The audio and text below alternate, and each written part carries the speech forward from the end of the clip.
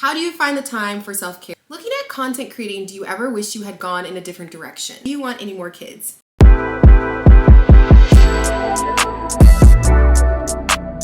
Hi everyone! Welcome to another episode of Brit Space. So on this episode, I'm answering your questions. You guys asked me some tantalizing questions on Instagram. If you are not following me on Instagram, I've said it before and I'll say it again, you should be at Britney. That's definitely where I like to be in between vlogs. That's where I ask questions, do fun polls, lives, all the things. So if you're not there, come join, come hang out. It's like such a fun little sisterhood. Also follow me on TikTok. I am a little more unhinged over there. I feel like it's just a little more free and chill, so that's a fun vibe too. Okay, so let's get into these questions. Do I have lipstick on my teeth? First question, when are you coming back to NYC? Oh my gosh, that's such a good question because I have been having dreams about New York. I've been thinking about it. I feel like there's something that's going to have me back in New York within the next couple months.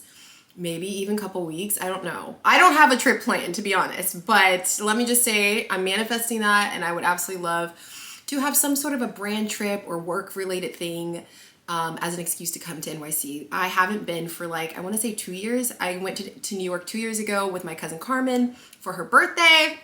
We tore the city up. It was so much fun. And then my other cousin is actually on Broadway. She's in the Broadway show Chicago, and I really want to go see her in that again.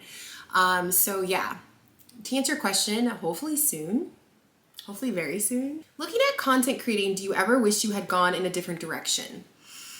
I don't necessarily wish I'd gone in a different direction. I will say when I started out in content creation, it was just by accident. Those of you who've been here for a while know.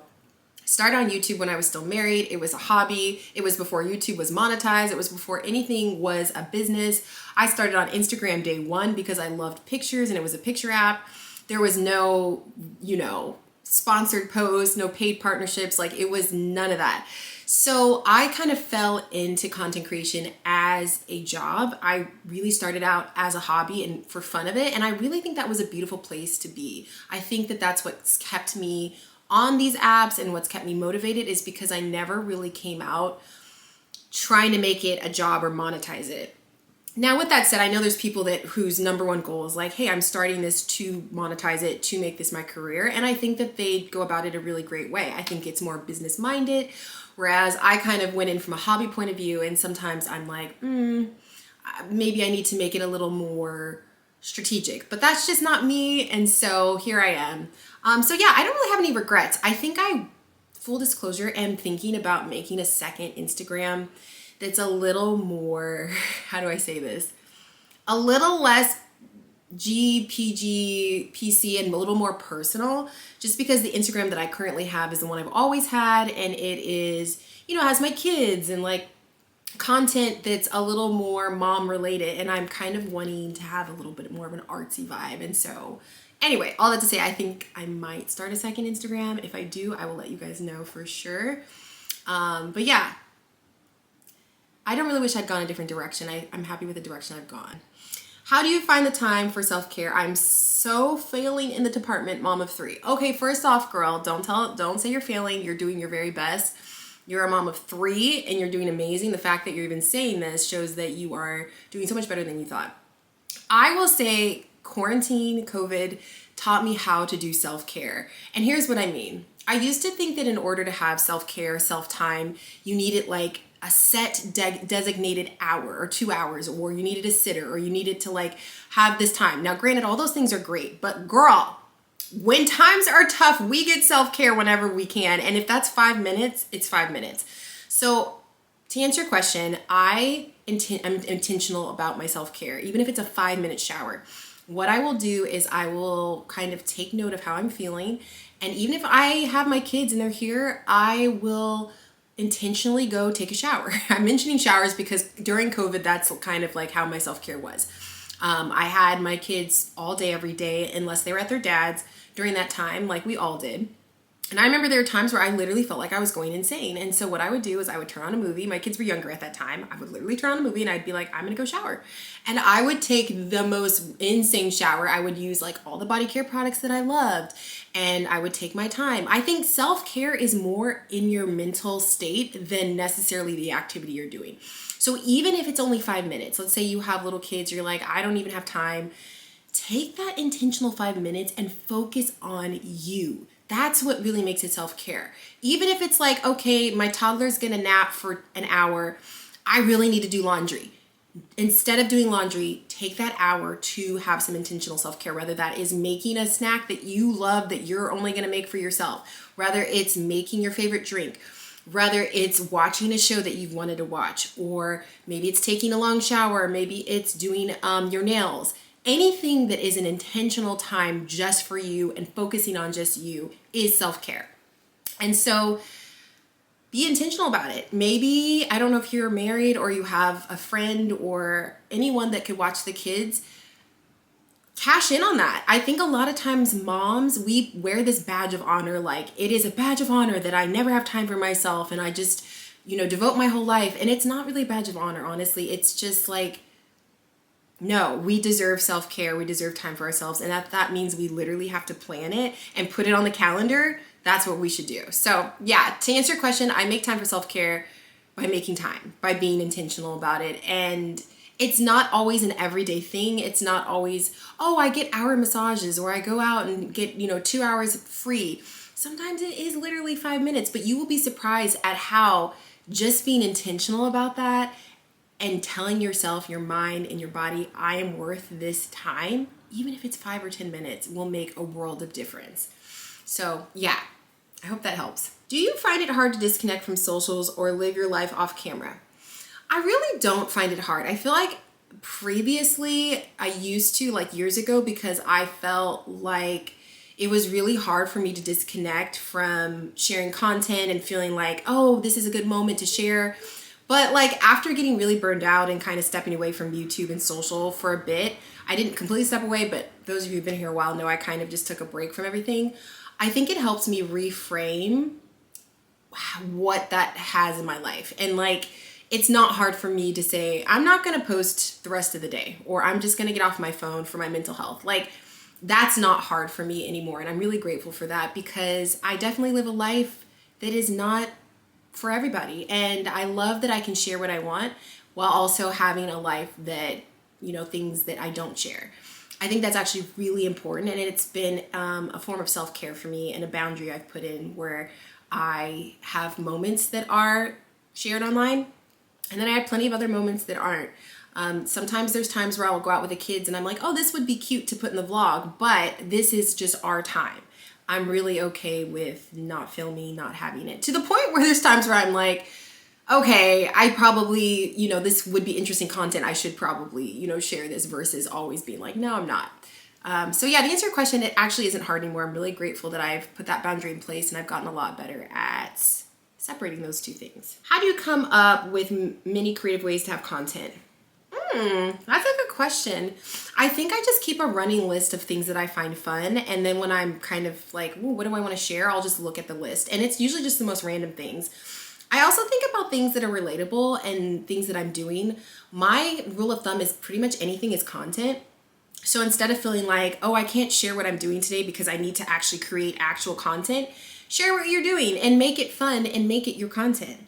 For example, if you're like, oh, I have to go run errands after dropping the kids off at school, you could create a fun video of like, here's what I do between, after I drop my kids off and before I pick them up, and just like chronicle that. People love watching that. Or if you're like, I need to organize my house, but I don't feel like it, create a reel about that. Like, relatable content is so in right now, and it's relatable. And so a lot of things that you're doing in your life, if you just creatively film it, can be really fun content. And it doesn't always have to be like perfect and like, this whole situation. It can just literally be what you're doing.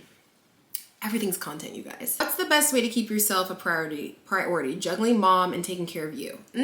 I love this question. This kind of goes back to the self-care question, but I think it's being really intentional and treating yourself as a friend. Sometimes for us moms, we have to like step out of ourselves in order to prioritize ourselves. You know what I mean? Because it's easy to prioritize our kids and put that on our calendar, and our, partners, put that on the calendar, our friends, put that on the calendar, our family. Oh, let me put that on the calendar. But how often do you put yourself? Like, I'm going to schedule an hour massage, and even if it's 2 weeks from now, I'm going to put it on the calendar because that's for me. I'm going to schedule 20 minutes for myself to just read at a coffee shop. Like, don't feel bad doing that. If you literally have to put on your calendar and put it as like an actual plan, do that, because you do that for everyone else, right? So why not yourself? So to answer your question specifically, how do I juggle mom and taking care of me? I really try to check in with myself and realize the days that I'm feeling overwhelmed or maybe down or depressed, it's probably because I haven't taken time for myself. And so I really do schedule that. I'll put it on my calendar and like pretend like it's like an actual appointment and it's myself, and we deserve that. I think it's also allowing people to help you.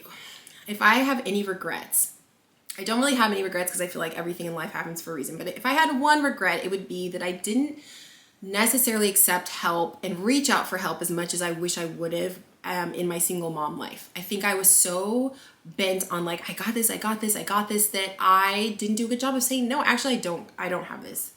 I'm not doing well.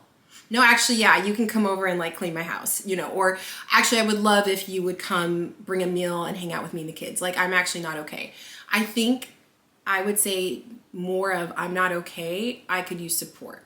As women, I feel like that's so hard for us because we're so used to doing everything. We're used to multitasking. We're used to getting it all done. But I think the more we can just sit and say, I'm not okay, I need a little support, is when we will really be able to truly juggle everything. Because at the end of the day, we can't do it all. And men, I feel like men don't try. They literally do not try to do it all. And that's why they're able to have hobbies and all these things. So yeah, ask for help. Schedule yourself in your own calendar. And if that's hard for you to do, just pretend like it's a friend. Literally put like on your calendar, like having coffee with so-and-so, even though it's yourself. How is raising almost 3 preteens? Oh my gosh, it is interesting. Not because my kids are not amazing kids, but because there's so many times where I'm like, I don't feel qualified. I totally get it now when parents say there's no manual. Like, I remember growing up, my mom would always be like, there's no manual to this. And I'd be like, in my mind, be like, you're an adult, you should know what to do. But now that I'm here, I'm like, there isn't really a manual. I mean, there's like books about raising kids and self-help and all that, but there isn't like an actual manual for each of your kids that says, when they do this, this is what you do on chapter 5 of blah, blah, blah. So you're really figuring it out as you go. And I would say I'm doing my very best to be humble, to be open with my kids, to admit when I'm wrong, definitely not perfect, but to just have open conversations with them and to not shy away from hard moments, and really try to make them feel seen. Again, I know I don't do a perfect job and there's a lot I have to learn, but I hope at the end of the day, they all know that they're loved. I say that a million times. Audrey actually laughs at me. I'm always like, do you feel loved? Do you feel supported? Like, I would just rather ask that constantly and have them actually tell me in the moment versus just assuming they feel that way and down the road they don't. So by no means am I going to say I'm a perfect parent. I'm hoping they don't need too much counseling when they get older, but if they do, I'm here for it. I support them in any way I can. The plus side is it's fun. It's fun to see your kids' personalities emerge. It's fun to go out and do things. Like, they're all at ages now where we can just go out and have fun. It's fun to see their hobbies and their interests. They're like little mini adults, and it's really cool to see. So yeah, it is a challenge, but it's a fun challenge, and it's scary, but also really rewarding, and just doing my best. Do you want any more kids? Looking at content creating, do you ever wish you had gone in a different direction? I feel conflicted about that because I do, but then there's things that scare me about having more kids with our current government situation. So full disclosure, I feel like that has changed my view a little bit just because, there's certain laws that have been put in place, and now that, that we have the president that we've just, well, I shouldn't say we, some of y'all voted in, to be honest. I don't feel quite as comfortable as I was feeling before. But overall, yeah, I would love to have more kids. I love kids, and if I was in a really supportive relationship with a man who was financially very, very stable and emotionally had the capacity, I would consider having more babies because I do love them. And I've always kind of felt like I would have more. I don't know why. My intuition has just told me that I feel like I will. But with that said, whether it's biologically having more myself, which I would love, or maybe even adoption, I've always thought about adoption down the road. I would say yes, I'm open to it. Am I 100% sure that's going to happen, or am I 100% sure I want to have more? No, but I am definitely open to it in the right situation. Okay, you guys, thank you so much for asking all the questions that you asked. I appreciate you so much. I also just want to say thank you for this beautiful community. I'm still working through getting through comments on videos. I'm trying to do my best. I feel like I fell behind on replying, but just know that if you've left a message on my videos, I appreciate you so much. I appreciate you being here. A lot of you have told me, you know, I've been here since I was in 6th grade, or I've been here since I was in high school. Now I'm in my 20s. Like, that means so much to me. And I appreciate you so much. I just want you to know that, like, the joy and positivity and empowerment I feel sharing content on this channel is 1000% because of you guys and how supportive you are and the freedom that you give me. And so I'm just excited to keep plugging away, to keep sharing content, to keep sharing this journey with you. And so I just want to say I appreciate you so much. With that said, if you do like this sit down style, I know I normally do vlogs, which I'll continue to do, but if there's any advice videos you want me to do, or any topics you want me to talk about, or anything that you're like, hey, how did you navigate this? Share more about this with us. Leave that in the comments, because I love doing these kind of videos and I love chatting with you guys and I love sharing what I've learned. I am not perfect, I'm no expert, and I'm still very much so in a healing journey, but I love sharing what I know. I love sharing content that I feel like is helpful. So yeah, with that said, I also am still doing my coaching sessions. If you're ever interested in booking one with me, I always leave my email in the description box. I have loved getting the chance to work with you guys, so many of you, with my personal coaching, whether it's content strategy, helping you create content that you want. A lot of you have said, you know, I want to do YouTube, or I want to do a podcast. I don't know how to start. You've booked strategy sessions with me, content coaching sessions with me, and it's been a beautiful journey. Some of you literally just want coaching in the area of life.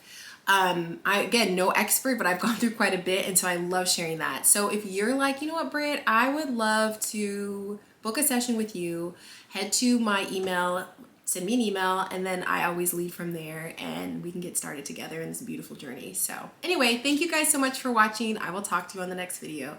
Bye.